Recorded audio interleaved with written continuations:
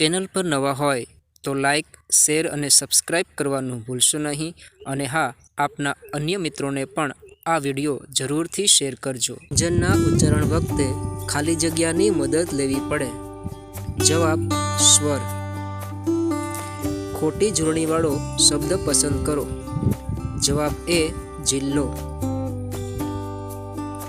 સમાનાર્થી ન હોય તેવો વિકલ્પ પસંદ કરો. જવાબ: લોહ, મોહ.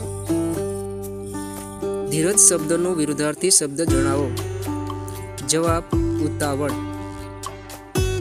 સૂર્યનો સમાનાર્થી ન હોય તેવો વિકલ્પ પસંદ કરો. જવાબ: સુધાકર. ધીરજ ખૂટવી રૂઢિપ્રયોગનો અર્થ જણાવો. જવાબ: ઉતાવળું થવું. હે કરુણાના કરનારા પ્રાર્થના કાવ્યના કવિનું નામ જણાવો. જવાબ: જયંત પાઠક.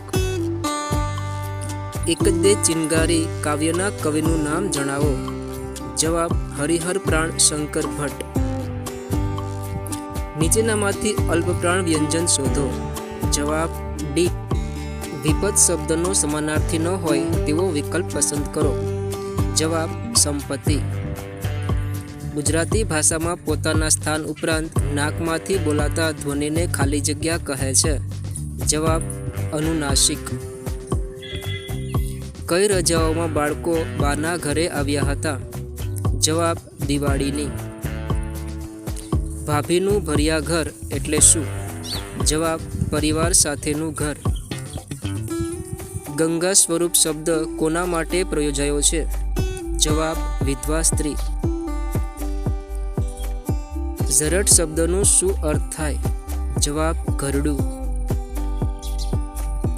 સંતાનો શા માટે દૂર દૂર વસેલા છે? જવાબ: ધંધા વેપાર માટે. વડાવી બા આવી સોનેટના કવિ કોણ છે?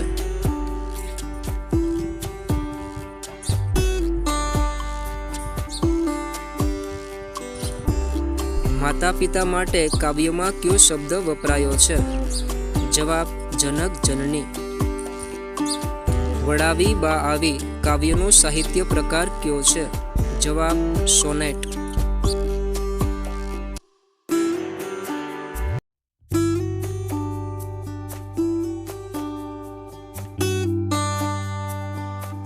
આ સોનેટમાં શાનું વર્ણન કરેલ છે?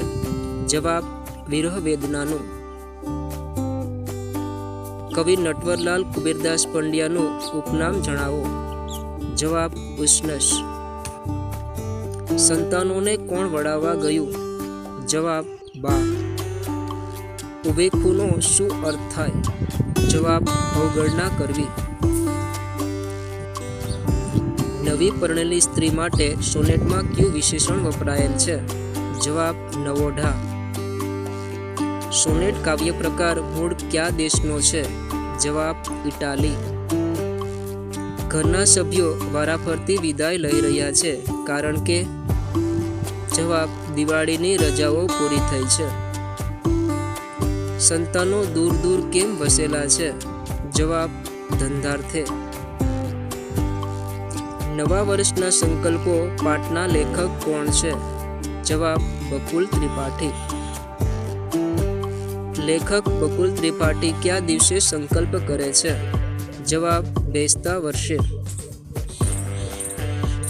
લેખકના મતે સિગારેટ છોડવાનો કોણ દુરાગ્રહ કરતા રહે છે? જવાબ: અરસિક પત્ની અને ડોક્ટર. લેખકે વહેલા ઉઠવાનો સંકલ્પ કર્યો કારણ કે? જવાબ: લેખકની જિંદગીમાં લગભગ 4 વર્ષ જેટલો વધારો થાય. ચા બંધ કરનાર ભાઈઓનો સંકલ્પ તૂટી ગયો કારણ કે? જવાબ: માંદગીના ઉપવાસમાં ચા પીવાના કારણે રાહત થવાથી. નવા વર્ષના સંકલ્પો એટલે વહેલી પરોઢનું ઝાકળ એમ લેખક શા માટે કહે છે? જવાબ: ઝાકળની જેમ અલ્પજીવી હોય છે. ચેનલ પર નવા હોય તો લાઇક, શેર અને સબસ્ક્રાઇબ કરવાનું ભૂલશો નહીં અને હા, આપના અન્ય મિત્રોને પણ આ વિડીયો જરૂરથી શેર કરજો.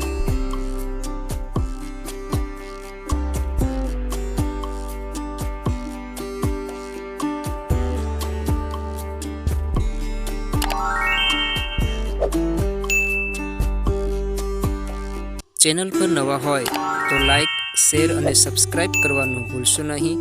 અને હા, આપના અન્ય મિત્રોને પણ આ વિડીયો જરૂરથી શેર કરજો.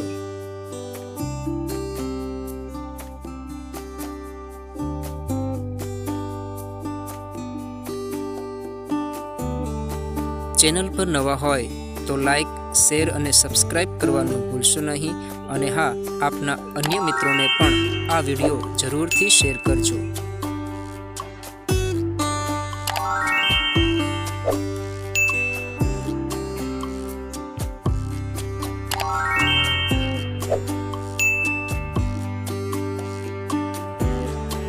ચેનલ પર નવા હોય તો લાઈક, શેર અને સબસ્ક્રાઈબ કરવાનું ભૂલશો નહીં. અને હા, આપના અન્ય મિત્રોને પણ આ વિડીયો જરૂરથી શેર કરજો. ચેનલ પર નવા હોય તો લાઈક, શેર અને સબસ્ક્રાઈબ કરવાનું ભૂલશો નહીં. અને હા, આપના અન્ય મિત્રોને પણ આ વિડીયો જરૂરથી શેર કરજો.